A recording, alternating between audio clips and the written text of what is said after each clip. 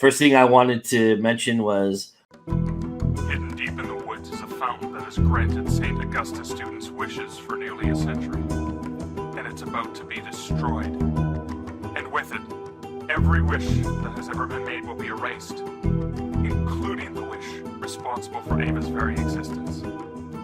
From the award-winning author of The Fountain and the Westwoods comes a much-anticipated third volume in the Fountain trilogy, Wall of Wishes by Suzy Vadori.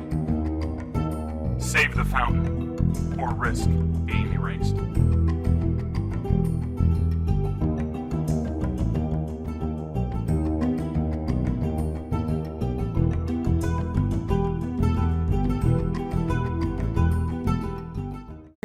and you snuck it upon us.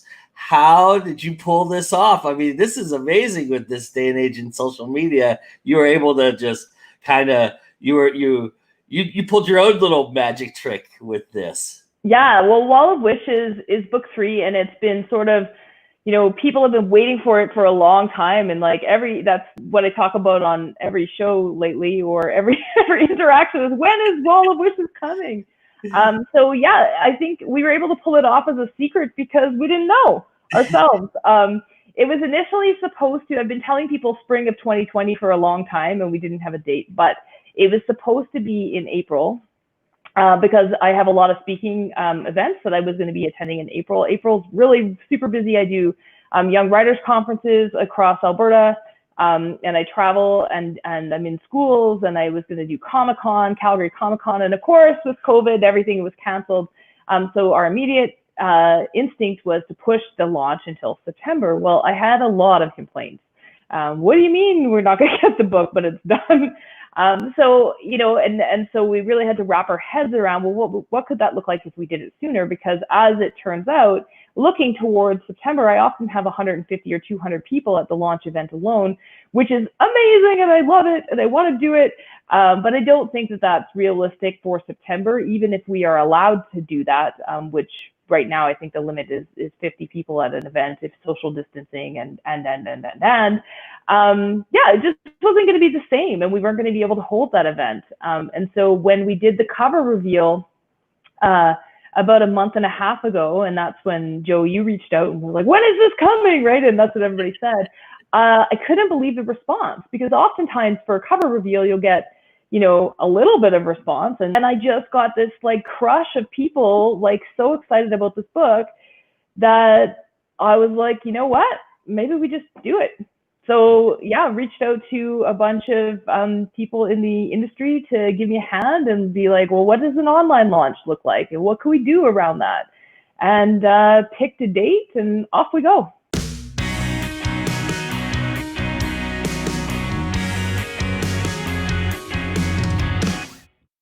Besides this launch, this whole third book has been a different experience for you from the start. I mean, you and I have been talking for a couple of years about this, and yeah, the idea of getting into the space and creating this third book. Talk a little bit about your mindset and how it was different for you this time around for this third book.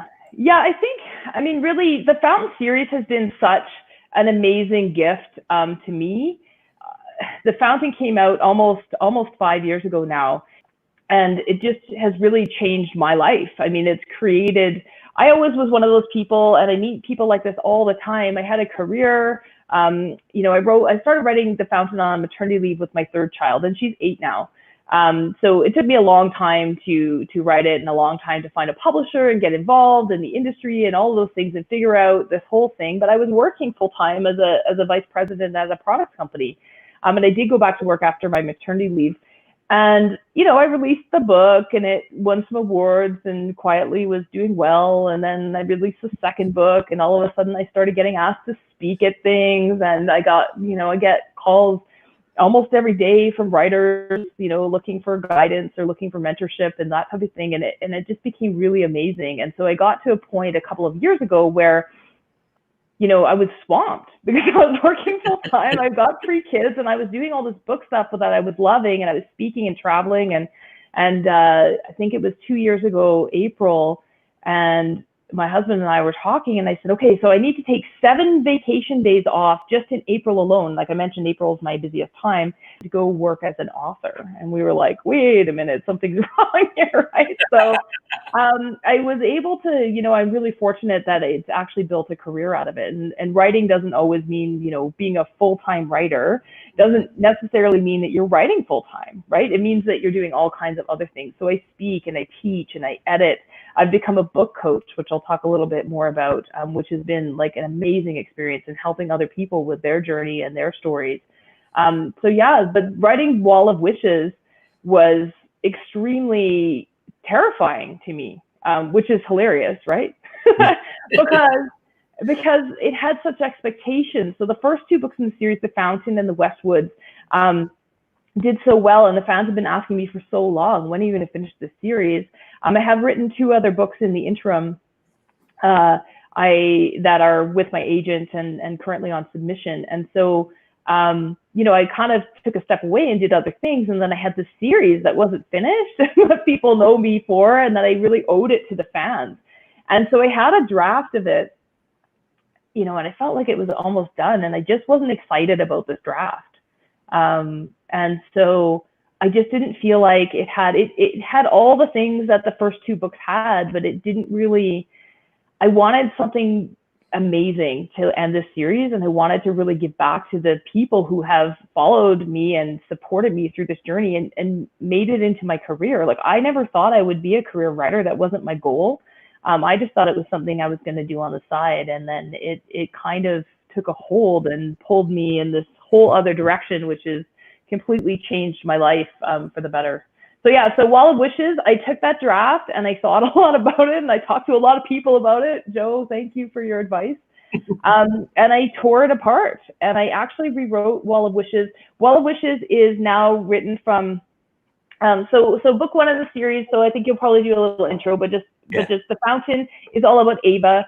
And it's Ava's story and how she travels to New England, and she makes a wish on this wishing fountain that one of the girls that she just met had never existed. And then she disappears, and her whole life, Ava's whole life changes. And then the girl that she wished away is Courtney. And so The Westwoods is actually Courtney's story. It's a prequel. It happens the year before. And so what happened was fans of the fountain were kind of left hanging, which is why I had to finish it. So they were kind of left hanging, because at the end of this book, and then we jump back a year and we learn Courtney's story and how she sort of ended up the way she was in the fountain. But Wall of Wishes actually does solve it all. Don't worry, guys, it's coming. So yeah, so it's actually got both, this is Courtney and Ava. So it's written from dual perspective, which was something I hadn't done before. So I love that. It's also switched to first person, which was hilarious because I just really wanted to do that. I wanted to make this book completely different. I'm a different writer than I was 8 years ago when I started writing. So I wrote it completely different. And when I first sent it to my editor, he balked. He said, you can't do that. He said, you can't do that. You can't write it from first person because your other 2 books are third person. And probably most readers won't even notice, but it was more fun for me. And I just really wanted to really be Ava's story and Courtney's story, and they have such different goals. They're such different people. So Wall of Wishes is actually, for those of you guys who know the series, it's about the fountain is going to be destroyed. That's in this thing. So they've made all these wishes over the years on the fountain, and the fountain is going to be destroyed because the school has sold the Westwoods. And so Courtney and Ava actually have to work together, even though they don't get along at all. They have to work together to try to save the fountain and the woods, because in the history's past, this is the Wall of Wishes. It actually recorded all of, and you met the Wall of Wishes in the fountain. It records all the wishes that have ever been made on the fountain. And one of the wishes is a wish that Ava's father had made, and it has to do with getting together with her mom. And so if all of the wishes throughout all time are erased, Ava will be erased as well. So she's very motivated to actually save the Westwoods. So that's what Wall of Wishes is about. It's a lot of fun. The girls have their moments, and it's a book about friendship, really, primarily. Nice, awesome. So. You have, like you said, you've developed this into an entire career. You started public speaking, and now you're into the mentoring and the coaching aspect of it.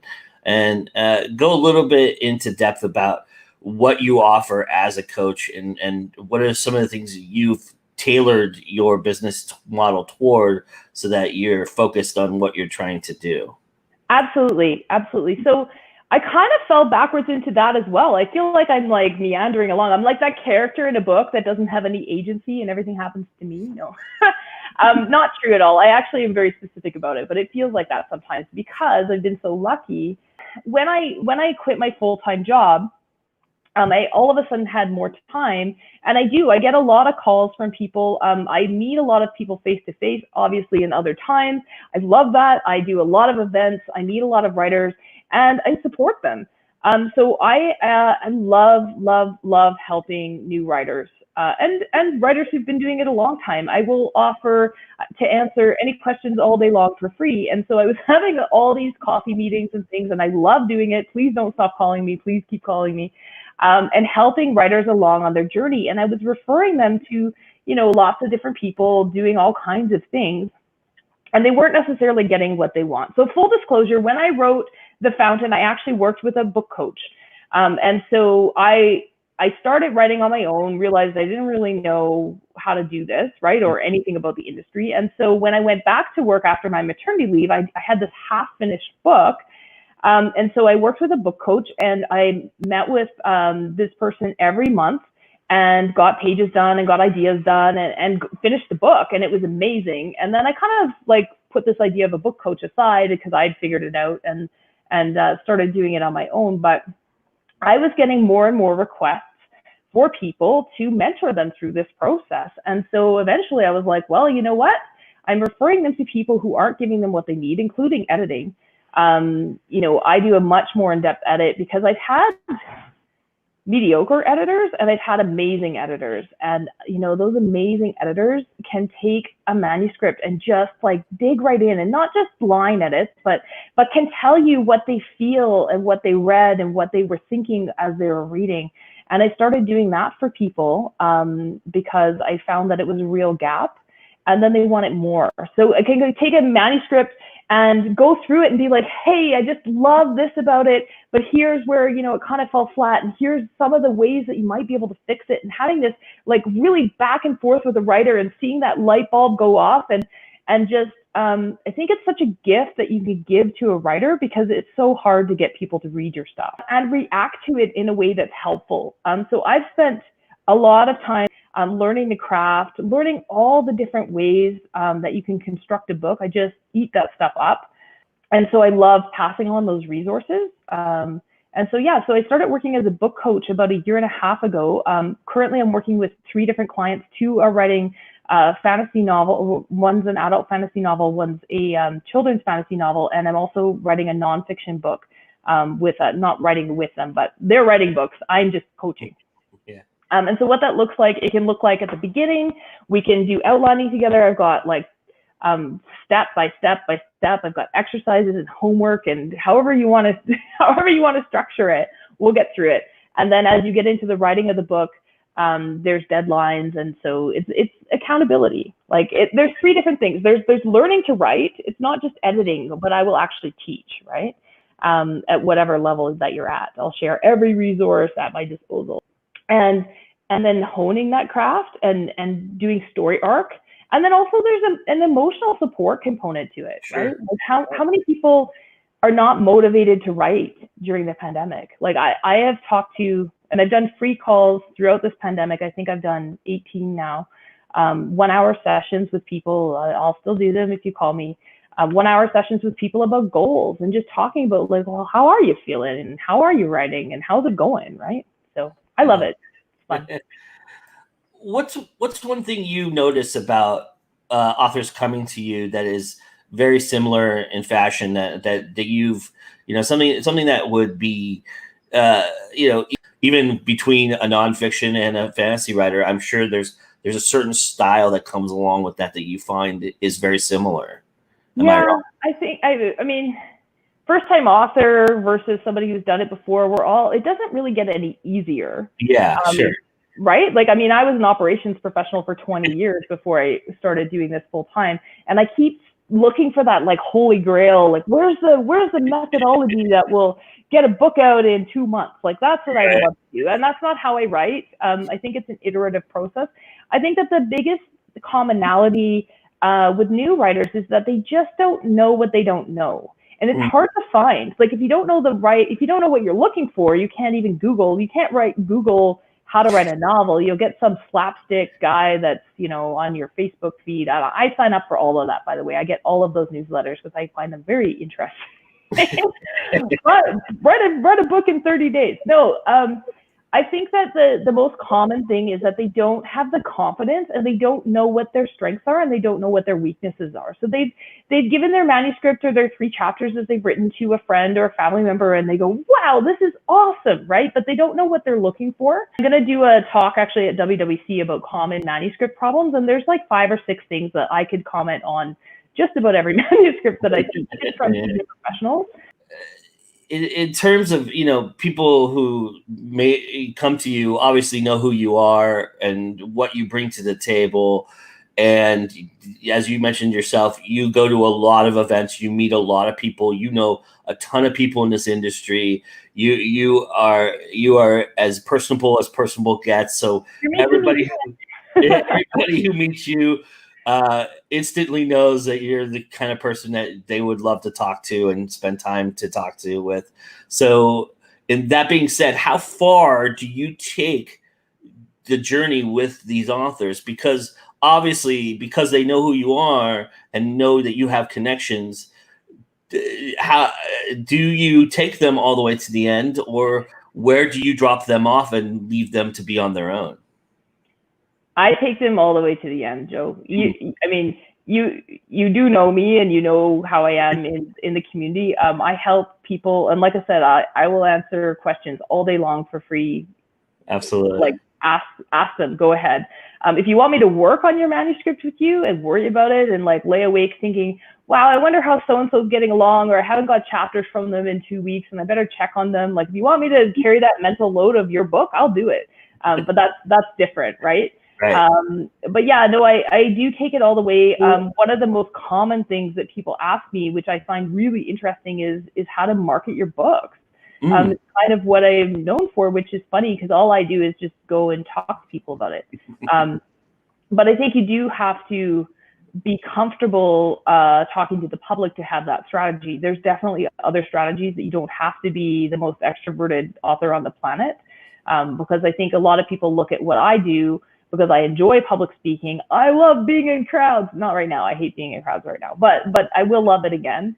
And so that's a bit of my superpower, but that doesn't mean that you have to do the same things. And I think coming from the business world, I've been really fascinated with how different authors actually build their business. And so I love talking to authors about building their business. So that being said, I'm sure you've gotten this before where you're mentoring and people come up to you and go, how do I get into the big 5? What do I need to do? And and so how do you approach that when somebody tells you that? I mean, obviously you're not going to turn them away. And obviously, because I know you're going to be very nurturing about it but you're also going to be very honest. And so I'm kind of curious how you approach that conversation.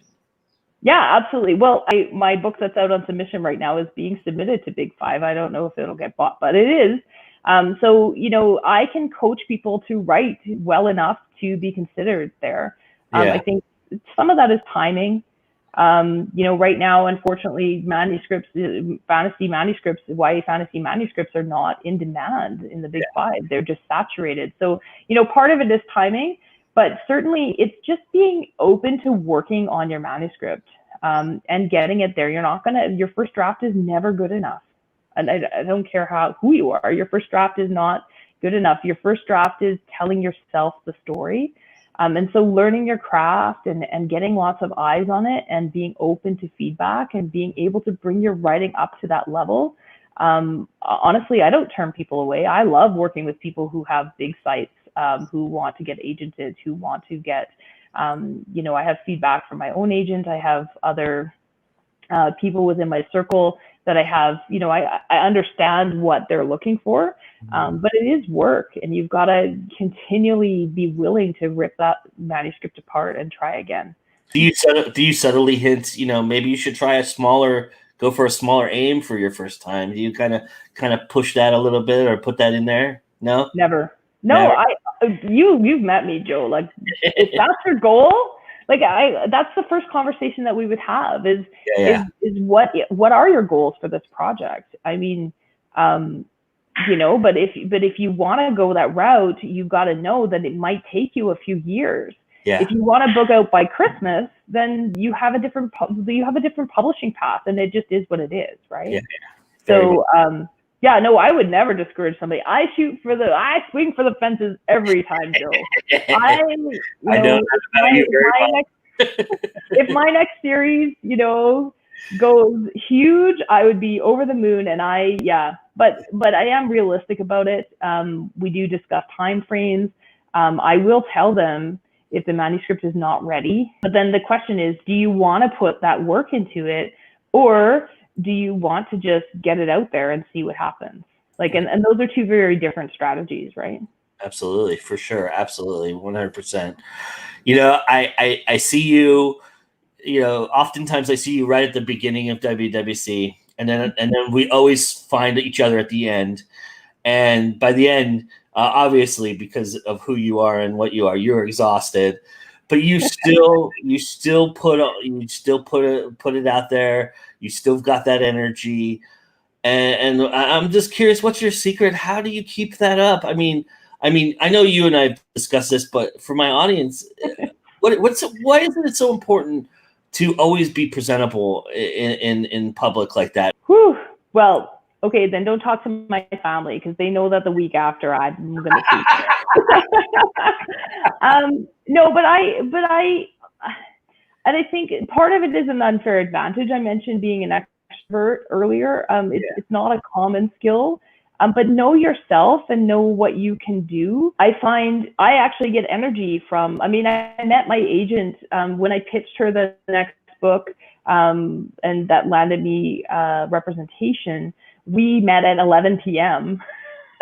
like sitting cross-legged somewhere, because that was what time, like, we compared schedules, and that was what worked. We ended up talking until 1 a.m, and then my manuscript wasn't ready, but a year later she signed me. So that was actually, really cool. But I think my superpower at conferences in particular is that I actually get energy from talking to people instead of it draining me. And so it's kind of unfair, but I do really believe that it is important to always be your best and to be on. And honestly, in person, I don't have trouble doing that.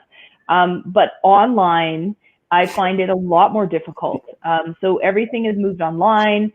Because I don't get that same energy. I'm presenting all day this Saturday at a youth conference in Calgary, and I just know, like, I'm gonna have to be like doing like before I get on there, so that I can go in there and be like, hey guys, how's it going, right? Because you don't get that same feedback and energy that you do from other things. So I think know yourself. If you can only be on for a few hours, then be on for a few hours and plan for that, and then do something that revitalizes you, and don't slug your way around the conference like saying, don't talk to me, I'm tired.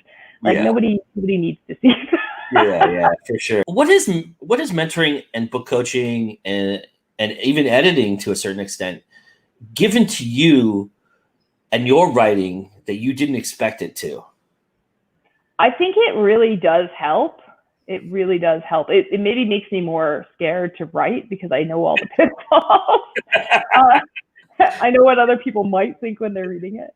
No, but really it does. It's so inspiring, and you get little snippets and ideas about how to do things. Obviously not writing the same subjects or anything like that, but how to do things. And my mind just explodes when I'm going through somebody else's manuscript. Obviously, I'm not going to say I would have written it this way. That's not what it is. But you do give suggestions along the way, and I'll give like 3 or 5 suggestions to make sure that I'm not limiting them. And most times clients will come back with something totally different. But yeah, I think it just keeps my mind active, and I just love reading. And I mean, reading as a writer, you have to read, and reading unfinished manuscripts and helping mold those is so inspiring, and seeing where they can go. How much are you going to miss these characters that you've created, and how hard has it been to say goodbye? I don't think it's hit me yet. Because I'm still talking about them. Right. And I think for the foreseeable future, I will still be talking about this series. When I have other books come out, and then when I go to events, I'm not sure what I'll do, right? Yeah. Like I thought about that a lot, but yeah, no, I'm still talking about them. I mean, especially what's hilarious is during the pandemic, I've had tons of people reach out that bought the books maybe a year ago and didn't read them. Thank you for buying them. They read them. They finally got around to reading them, or kids that finally got around to reading them, or wrote a book report on them, or something like that. I literally have people every single day that are still reading The Fountain for the first time and want to chat about that. So I don't know. Like, I don't miss writing them. Honestly, it was difficult to go back and write in that world, which is why I kind of blew up the concept and did something very different, so it didn't feel the same. And I think part of that was just paralysis, because the books have a certain magic to them, and I was scared that the third book wouldn't deliver. Right. Sure. According to betas, it's the best one yet. But like I was worried about it, and so I kept putting it off. But yeah, I don't know.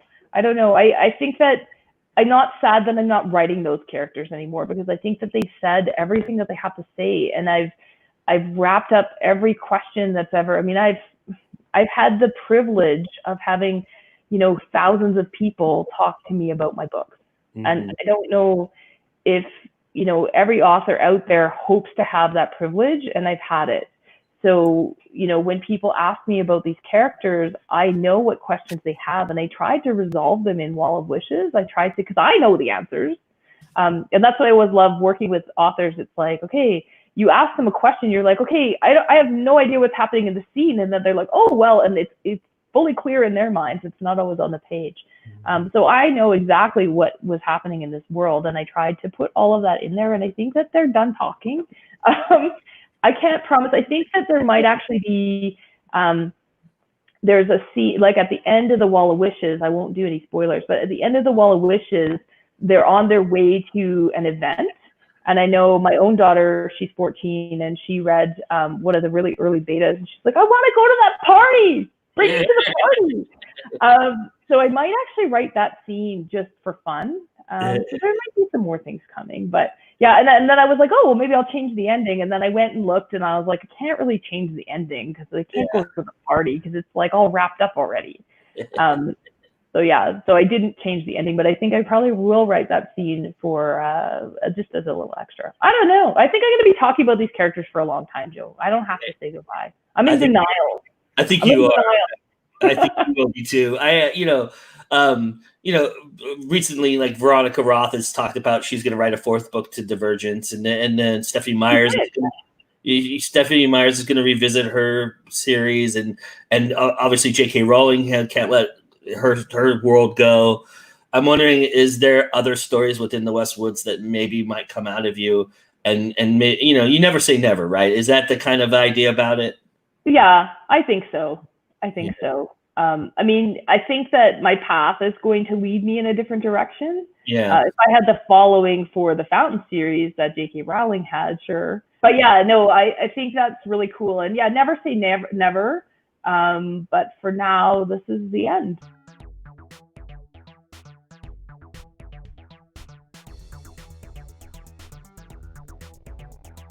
So we picked a date and got Owl's Nest Books in Calgary involved. So we're going to sort of convert it to a personalized experience still. I want it to be as close to the real thing and as close to getting to talk to all of my readers as physically possible, which means we're going to have interactive events through the week, including this.